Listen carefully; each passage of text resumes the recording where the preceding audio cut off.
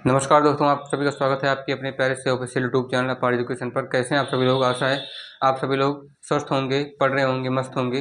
तो दोस्तों, एक करंट अफेयर्स की फिर से फ्रेश वीडियो एवं इसके अपडेट के साथ आपके सामने लेकर के आए हैं, जिसमें करंट अफेयर्स के सबसे ज़्यादा महत्वपूर्ण प्रश्नों पर चर्चा करेंगे। और अगर आपने डेली करंट अफेयर्स से रिलेटेड अगर आपने news related newspaper, current affairs की मैगजीन्स या किसी भी पब्लिकेशन के न्यूज़पेपर को पढ़ा है, तो आप लोग हमारी वीडियो को स्टार्टिंग से लेकर और आप लोग कंटिन्यू तक अगर देखेंगे तो आपको समझ में आ जाएगा कि हम इस वीडियो में हर एक क्वेश्चन के साथ बताना क्या चाह रहे हैं, इस क्वेश्चन का मोटिव क्या है, आपको समझ में आ जाएगा।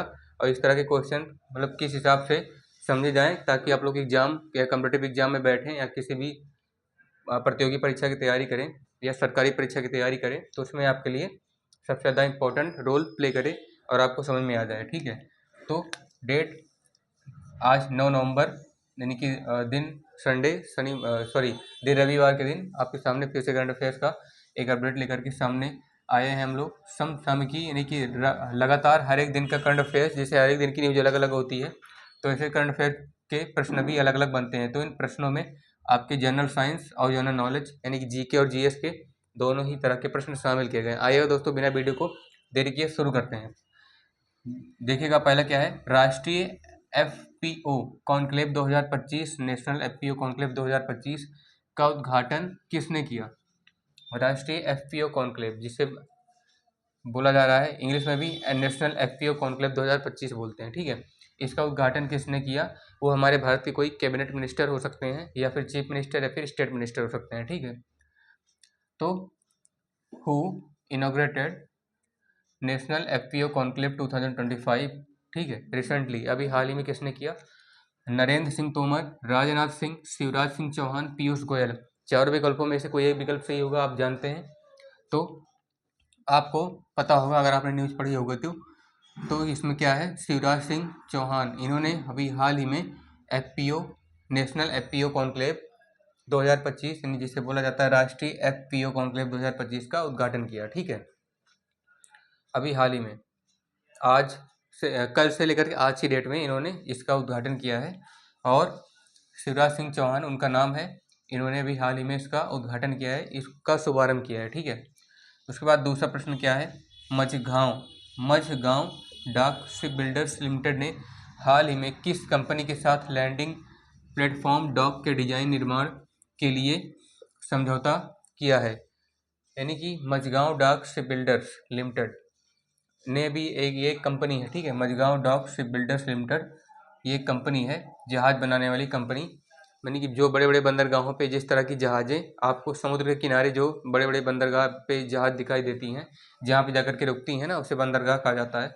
तो वहाँ पे जो जहाज़ बनाने वाली कंपनी होती है, पानी की जहाज़, वो मझगांव डाक शिप बिल्डर्स लिमिटेड ने अभी हाल ही में ऐसी कौन सी कंपनी है जिसने लैंडिंग प्लेटफॉर्म के डॉक के डिजाइन और निर्माण के लिए समझौता किया है, यानी एमओयू, समझौता ज्ञापन एक होता है एमओयू, उस पर हस्ताक्षर किए हैं। तो with the association of which company Mazagon dock ship builders limited company has been dealt या has been signed with the agreement of landing platform, यानी लैंडिंग प्लेटफॉर्म डॉक डिजाइन। ठीक है, इसके डिजाइन के लिए तो Larsen and Toubro limited, Hindustan shipyard limited, Swan defence and heavy industries limited, Goa shipyard limited. चारों company में से कोई एक कंपनी हो सकती है, आपको पता है। तो हम बता दें आपको, इसमें भी तीसरा विकल्प सही है, स्वान डिफेंस एवं heavy industries limited. Swan defence एवं हैवी इंडस्ट्रीज लिमिटेड, ये वाली कंपनी सही है। यानी इस कंपनी के साथ मिल करके Mazagon dock ship builders limited, इस कंपनी ने स्वान डिफेंस एवं हैवी इंडस्ट्रीज लिमिटेड कंपनी के साथ मिलकर के समझौता ज्ञापन पर हस्ताक्षर किया है। मतलब किस उद्देश्य से हस्ताक्षर किया है, इसका मोटिव क्या है, इसका उद्देश्य क्या है मझगांव डाक शिप बिल्डर्स लिमिटेड का, कि लैंडिंग प्लेटफॉर्म का जो डाक है उसको डिजाइन और फिर से उसका कंस्ट्रक्शन किया जा सके, उसका निर्माण किया जा सके। ठीक है, यानी कि जो बड़े बड़े जहाज बनते हैं उसका डिजाइन मॉडलिंग हो और उसका वो उसके सुरक्षित स्थानों पर पहुंचाया जा सके, उसको रिकंस्ट्रक्ट किया जा सके, उसमें जो चीज़ें हैं जो मान लो खराब हो रही हैं उसको भी ठीक किया जा सके और नई जहाज़ों का भी निर्माण किया जा सके। ठीक है, तो with the association of swan swan defence and heavy industries limited company, Mazagon dock shipbuilders company has been dealt और have been signed on the agreement for the designing and constructing landing platform dock. ठीक है, recently, अभी हाल ही में। तीसरा प्रश्न क्या है? Asia Pacific cities summit 2025, ACPS, Asia Pacific city summit, ये ACPS 2025 का आयोजन पहली बार किस स्थान पर किया गया है? ऐसा कौन सा स्थान है? वो हमारे भारत के आउट ऑफ इंडिया, यानी भारत के अतिरिक्त अन्य देशों का, जहाँ पर अभी एशिया पैसिफिक सिटीज समिट का जो है ये आयोजन किया जा रहा है। ठीक है, कहाँ पे, किस स्थान पे किया जा रहा है? तो on which place Asia Pacific cities summit has been holding, कहाँ पे किया जा रहा है Asia Pacific city summit 2025? Singapore, Tokyo, Dubai, Seoul. तो इन चारों में से कोई एक शहर है, वो भी विदेशी, तो सिंगापुर नहीं है, टोक्यो नहीं है जो कि जापान की राजधानी है, ये है दोस्तों दुबई। दुबई एक ऐसा स्थान है जहाँ पर एशिया पैसिफिक सिटी समिट 2025 का उद्घाटन किया जा रहा है। ठीक है, इस एशिया पैसिफिक सिटी समिट 2025 में दुबई में देश अपने एशिया के, मतलब एशिया में जितने देश हैं उन सभी देशों में से माने जाने या गिने चुने देशों के जो है बड़ी बड़ी इंडस्ट्रीज़ के एक्सपर्ट्स, वहाँ के साइंटिस्ट और ब्यूरोक्रेट्स, ये सब मिल करके दुबई में मीटिंग करेंगे। ठीक है, वहाँ पे इसका समिट होगा जिस पर देश विदेश की जो है तरह तरह की चल रही गतिविधियों पर आने वाले टाइम में क्या होना चाहिए, क्या नहीं होना चाहिए, इस तरह से जुड़े साइंस एंड टेक्नोलॉजी से रिलेटेड कई इससे जुड़े मुद्दों पर चर्चा की जाएगी। ठीक है, चौथा प्रश्न क्या है? Bharat petroleum corporation limited, BPCL, इसका फुल फॉर्म क्या है? भारत पेट्रोलियम कॉर्पोरेशन लिमिटेड ने किस प्राधिकरण के साथ मिलकर 500 करोड़ रुपए MOU NLG बंकरिंग सुविधाओं के विकास के लिए किया है? MOU NLG, ठीक है, इस पर MOU तो समझौता ज्ञापन हस्ताक्षर पर साइन करने के लिए MOU होता है, और एनर्जी बंकरिंग सुविधाओं के लिए, इसके विकास के लिए किया है भारत पेट्रोलियम कॉर्पोरेशन लिमिटेड ने, किस प्राधिकरण के साथ मिलकर, है ना? तो बाय द एसोसिएशन या by the meeting of which authority Bharat petroleum corporation limited BPCL has been done for the agreement या for the developing of the bunkering facilities related MOU NLG of cost ₹500 crore, किसके साथ मिलकर के? Mumbai port trust, Chennai port प्राधिकरण, Cochin port प्राधिकरण, Paradip port trust. तो तीसरा option इसमें भी सही है, कौन सा है? कोचीन पोर्ट प्राधिकरण। ठीक है, इसके साथ मिल करके भारत पेट्रोलियम कॉर्पोरेशन लिमिटेड, इस BPCL ने, भारत पेट्रोलियम कॉर्पोरेशन लिमिटेड, ठीक है, BPCL ने इसके साथ मिलकर, कोचीन पोर्ट प्राधिकरण के साथ मिलकर के 500 करोड़ रुपए का MOU पर हस्ताक्षर किया है। किस चीज़ के लिए किया है?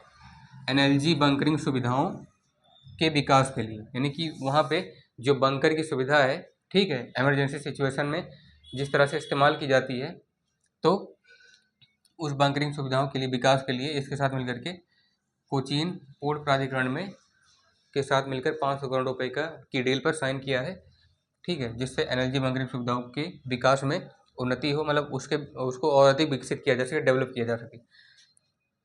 तो BPCL यानी कि Bharat petroleum corporation limited has been dealt with Cochin port authority for the developing of bunkering facilities, energy bunkering facilities of cost ₹500 crore, so that they both will develop energy bunkering facilities for the development in upcoming future। ठीक है, आने वाले time के लिए भी और इसे develop किया जा सके। कोयला क्षेत्र, इसके बाद पांचवा जो प्रश्न है, कोयला क्षेत्र में पारदर्शिता और डिजिटल शासन को बढ़ावा देने के लिए केंद्रीय कोयला और खान मंत्री ने कौन कौन से डिजिटल प्लेटफॉर्म का जो है शुरुआत किया है, उसको लॉन्च किया है?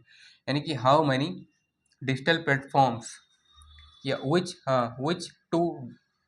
which two digital platforms launched by coal and source minister by cabinet coal and source minister for increasing for हायरार्किंग to the digital rule and clearness in coal area. ठीक है, कोल एरिया में फिर से एक बार बोल देता हूँ।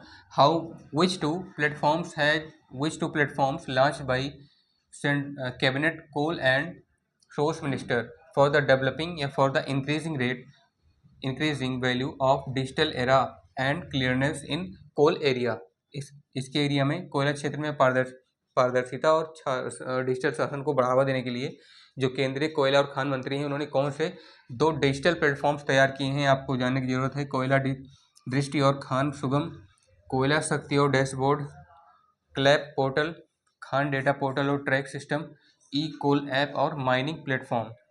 इन चारों में से कोई एक विकल्प सही है तो आप जानते हैं कौन सा सही है। अगर आपने न्यूज़ पढ़ी है तो आपको पता चल गया होगा, अगर आपने नहीं पढ़ी है तो हम आपको बताने जा रहे हैं। देखिएगा, कोयला क्षेत्र में पारदर्शिता लाने के लिए कौन से 2 प्लेटफॉर्म का शुरुआत किया गया है कोयला और खान मंत्री द्वारा, तो वो है जो है आपका कोयला दृष्टि और खान सुगम, ये पहला। ठीक है, कोयला दृष्टि और खान सुगम को जो है अभी हाल ही में डिजिटल प्लेटफॉर्म के रूप में चुना गया है ताकि डिजिटल पारदर्शिता, कोयला क्षेत्र में पारदर्शिता और डिजिटल शासन में बढ़ावा लाया जा सके। ठीक है, तो कोयला दृष्टि एंड कोयला site and mining resources have there are 2 platforms that has been launched by coal